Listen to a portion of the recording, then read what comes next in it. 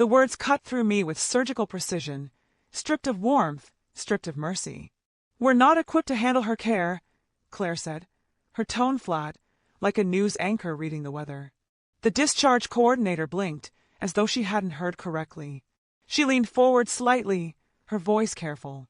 "Miss Hale, there are in-home nursing programs, excellent ones, that could make the transition seamless. We can." But Claire waved her hand, dismissive. "No, it's not possible.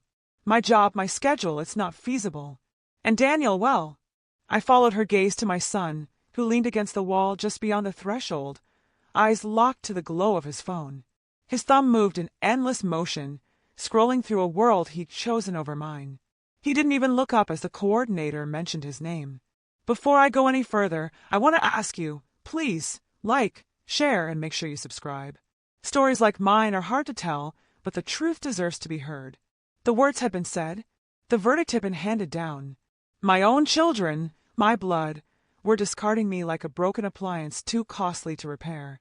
I sat there motionless in the wheelchair, my hands folded in my lap. My gaze dropped to the floor, where a crack ran through the linoleum like a thin scar. That fracture on the hospital tile was a mirror to my life, a clean break, widening with every breath they took. 3 months. That was how long I had been here at the Veterans Recovery Center in San Diego. 3 months of relearning how to command a body that no longer obeyed me.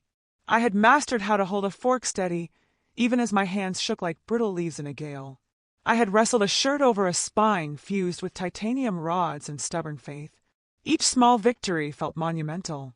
But nothing prepared me for this, the humiliation of being rejected not by an enemy, but by the very children I had raised. The coordinator, a woman with lines of both kindness and fatigue etched across her face, turned her eyes toward me.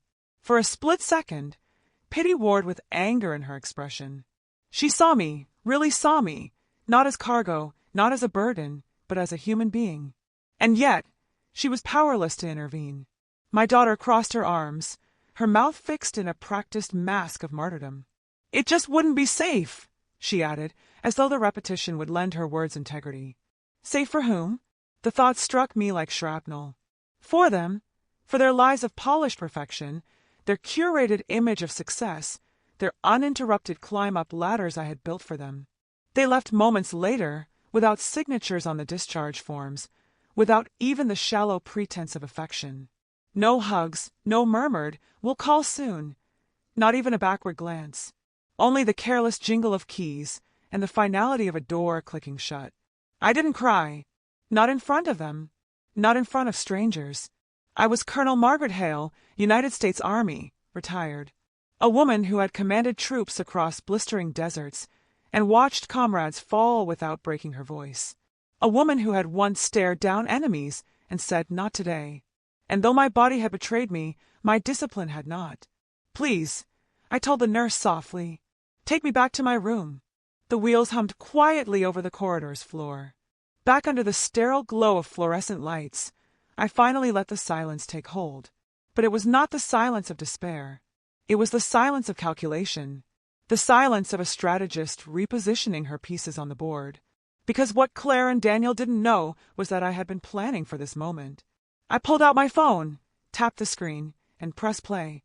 The audio was pristine, captured by the discreet recording device I had clipped to my hospital robe hours earlier. Their voices, their dismissal, their contempt, filled the quiet room like a poisonous fog. And this time I had evidence, not just of their abandonment, but of their intent. This wasn't the first time they had made me feel invisible. It was, however, the first time I had undeniable proof. Exactly 58 minutes later, the evening broadcast on KGN San Diego cut from its regular programming. The anchor's voice was solemn. "Tonight, we recognize a true American hero. Colonel Margaret Hale, age 70, recipient of the Silver Star, has been awarded full compensation under the recently ratified Liberty Act. Colonel Hale, who served 32 years in the U.S. Army and sustained career-ending injuries during a classified training operation, will receive a package from the Department of Defense valued at $8.7 million, along with a deeded oceanfront estate in Monterey, California. The screen lit up with my official portrait, the stern, decorated officer I once was. Not the frail figure in a wheelchair, but the woman who had commanded respect, who had stood unbroken when it mattered most. The recognition was not unexpected. I had been appealing for months, fighting quietly from my hospital bed. But the timing, the timing was immaculate. By the time the broadcast ended, my phone began buzzing like an alarm.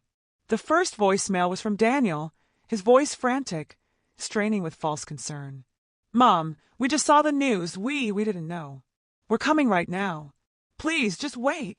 Then Claire. A string of texts, each more desperate than the last. "Mom, we're sorry. We were overwhelmed. We didn't mean it like that." By nightfall, they were at the door of the temporary apartment I had arranged quietly in the city. They came bearing gas station bouquets, the plastic crinkling, price tags still visible. "Mom," Claire began, her eyes wide, her tone smoothed into performance. "We're so sorry. We just didn't understand." Daniel nodded vigorously. "We thought you needed space." Space. The lie almost made me laugh. What I needed was for my children to see me. To see the woman who had raised them, not the broken body in the wheelchair. To see their mother, not a liability. I sat wrapped in a wool blanket on the porch and told them, in a voice calm and unyielding, that they could sit on the steps. The door behind me remained firmly closed, because what they didn't know was that my next call would be to Victor Sloan, my attorney, a man whose reputation was sharp as glass and just as cutting. The documents we had prepared months ago were ready. There would be no revisions, no second thoughts. I had been underestimated for the last time, and the war they thought was theirs to win had only just begun. The night after my children's sudden reunion, on my porch, I slept more soundly than I had in years. Not because of their hollow apologies or wilted gas station flowers, but because the battle lines were finally clear. I had spent decades of my life mapping terrain, calculating odds, and outmaneuvering enemies who thought they had me pinned. This was no different. The battlefield had simply shifted from desert dust and foreign soil to polished boardrooms and court filings. And my opponents weren't insurgents or rival commanders. They were my own flesh and blood. The cruelest enemies are always the ones who know your weaknesses. But I had weapons of my own.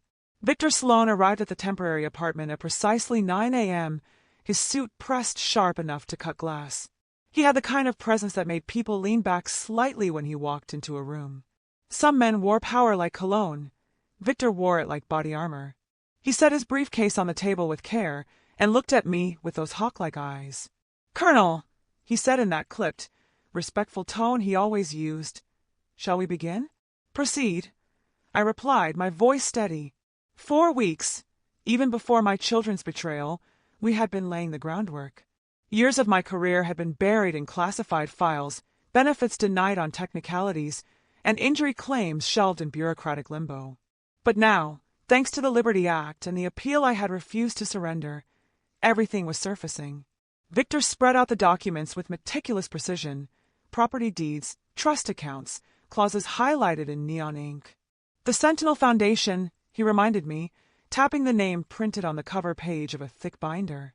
Established last year in your name, fully operational and completely independent of your children's control. The funds, every cent of them, are already redirected here. I nodded. Good.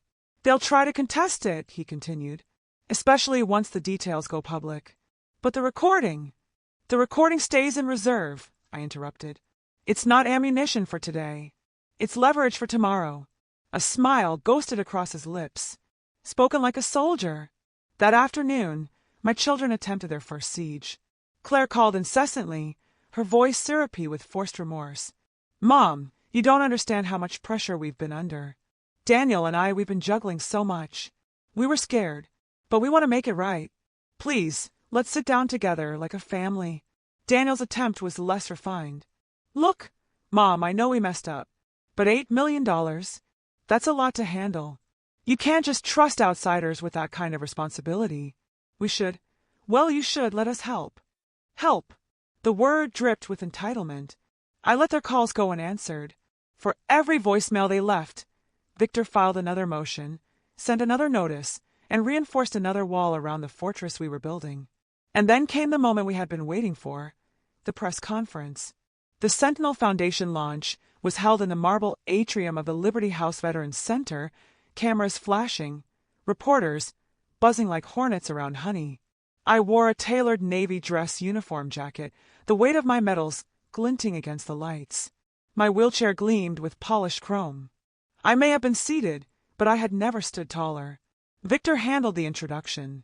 His words were crisp, rehearsed, designed to sting exactly where I needed them to. Today we establish a foundation not for profit, not for prestige, but for purpose.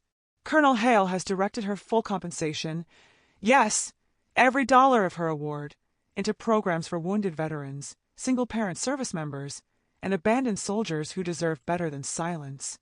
The cameras turned toward me. I raised my chin, shoulders squared, my voice steady as granite. I have been called many things in my life: soldier, officer, colonel. But today, I embrace a new title, guardian. I will not let what happened to me happen to another. This foundation is not about me. It is about those who gave everything and came home to nothing. It is about resilience. It is about justice. It is about never letting betrayal be the final word. Applause thundered. The flashbulbs painted the room white. And somewhere, I knew, Claire and Daniel were watching with jaws clenched tight. The next day, the first shots of their counterattack landed. Social media posts appeared. Old photographs of me looking stern, out-of-context family anecdotes twisted into accusations. Claire posted a filtered selfie with a caption dripping in performative sorrow. Caring for a parent is hard. Not everyone understands the sacrifices we made. Daniel took a bolder route, speaking to a reporter outside his condo. My mother is a decorated officer, yes, but she wasn't easy to live with. She was strict, cold at times. People should know the full story before painting us as villains. The full story, conveniently edited, naturally. But what they didn't realize was that the press conference had already shifted the narrative. Their attempts at character assassination fell flat against the image of a wheelchair-bound veteran dedicating millions to help others. Sympathy was no longer theirs to manipulate. It belonged to me, and to every soldier who had ever come home to betrayal. 2 weeks later, the war escalated again. A courier arrived at my apartment with a thick envelope marked confidential. Inside were preliminary court filings. My children had formally challenged the trust. Their claim was audacious, that I lacked full mental capacity due to injury and age, and therefore required guardianship. Guardianship. They weren't just after the money. They were after control. Victor skimmed the papers, his expression calm but dangerous. Predictable. Desperate. But it's still dangerous. I felt a burn rise in my chest, not of fear but of fury. They want to declare me incompetent. After everything I've survived, after 32 years in service, after rebuilding my body from scrap metal and pain. He leaned back, steepling his fingers. Then we'll give them a demonstration they won't forget. And so we prepared. The courtroom was colder than any battlefield I had ever stood on. My children sat on the opposite bench, dressed in muted grays and navy blues, their lawyer whispering strategy between them. Claire kept dabbing her eyes with a tissue she didn't need. Daniel scowled, rehearsing indignation like a second-rate actor. When it was my turn to speak, I wheeled myself forward and locked eyes with the judge. I am Colonel Margaret Hale. I commanded battalions. I drafted tactical strategies that saved American lives. I testified before Congress on national security. If anyone here wishes to question my mental capacity, I invite them to try keeping up with me for a single day. These injuries, I gestured to the chair, have limited my body. They have not dimmed my mind. Then Victor played the recording. Claire's dismissive tone, Daniel's distracted scrolling, their refusal to even consider care. The courtroom fell into silence, so complete that even the bailiff shifted uncomfortably. The judge's gavel struck like a rifle shot. Case dismissed. Trust upheld. Guardianship petition denied. I exhaled slowly. One battle won. The war, however, was still unfolding. Because as I left that courtroom, a thought whispered in the back of my mind. Defeat does not humble the greedy. It enrages them. And I knew Claire and Daniel weren't finished yet. The day after the courtroom victory, I expected silence. I expected my children to retreat into shame, to lick their wounds, to weigh the futility of continuing this war against me. But I should have known better. Shame is a language the entitled never learn. 2 mornings later, as I sipped bitter coffee on the balcony of my Monterey estate, a black SUV pulled up at the foot of the drive. Claire stepped out first, draped in a cream-colored coat that screamed designer labels. Daniel followed, jaw tight, his shoulders wound like a spring. They hadn't come to reconcile. They had come to demand. I let them approach the wrought iron gate before speaking, my voice sharp enough to slice the fog. "You're trespassing." Claire pressed her hands to the bars, her face painted with a pleading expression. "Mom, please. We just want to talk." "Talk," I repeated, my tone dry as desert sand. Interesting choice of word. That's what I tried to do at the recovery center. You didn't seem interested then. Daniel stepped forward, his voice louder, angrier. "This isn't fair, Mom. You can't just cut us out of your life. We're your family." I leaned forward in my chair, narrowing my eyes. Family? Family doesn't discard you when you're weak. Family doesn't plot to seize control of your life behind closed doors. You are my blood, yes. But family? You surrendered that title the day you abandoned me. Claire's lip trembled. For a moment, I thought I saw a crack in her polished mask. But then she said the words that revealed her true purpose. At least set aside something. For us. You don't need all of it for that foundation. Think of the future. The future. Always theirs. Never mine. My voice dropped to a near whisper, steady and cold. The future belongs to those who fight for it. You've chosen your battlefield. And you've lost. I turned my chair away and pressed the remote. The gates swung shut, the iron between us clanging like the end of a sentence. They left soon after, their SUV's tires spitting gravel down the coastal road. And for the first time in months, I felt the true weight of finality. But finality is never the end. It's the beginning of something else. The Sentinel Foundation began its work with an intensity that startled even me. Within weeks, we had funded housing stipends for discharged veterans with no families, therapy programs for soldiers battling invisible wounds, and grants for single parents in uniform who fought battles at home and abroad. Every ribbon cutting, every program launch, every life we touched felt like a small reclamation of the years I had lost. Reporters came often, shoving microphones into my space, asking whether my children had reached out again. I answered each question with the same words. This is not their story. This is mine. And more importantly, this belongs to the ones who never got their stories told. Privately, though, I carried the ache of loss. It is no small thing to cut your children out of your life. Some nights, when the house was silent and the ocean crashed against the cliffs below, I wondered if I had failed them as a mother. Perhaps my sternness, my discipline, the sharp edges of a soldier's life had shaped them into what they became. But every time doubt crept in, I remembered the recovery center. Their voices, their indifference. The truth was simple. I had given them every chance. They had chosen themselves. The reckoning came 6 months later, in the most unexpected of places, a veterans gala in San Francisco. I had been invited to speak, to share the mission of the Sentinel Foundation before a crowd of donors, officials, and service members. The ballroom glittered with chandeliers, the air thick with expensive perfume and patriotic speeches. I was halfway through my address when I saw them. Claire and Daniel, seated at a back table, their faces pale, eyes locked on me. For a heartbeat, my voice faltered. The crowd leaned forward, waiting. Then I steadied myself. I spoke not to them, but to the hundreds before me. My words flowed like iron and fire. Service is not just about uniforms. It is about sacrifice. It is about standing when standing hurts. It is about protecting those who cannot protect themselves, even when those who should protect you walk away. I founded this foundation not because I was betrayed, but because I refused to let betrayal be the last word. We are more than the people who abandon us.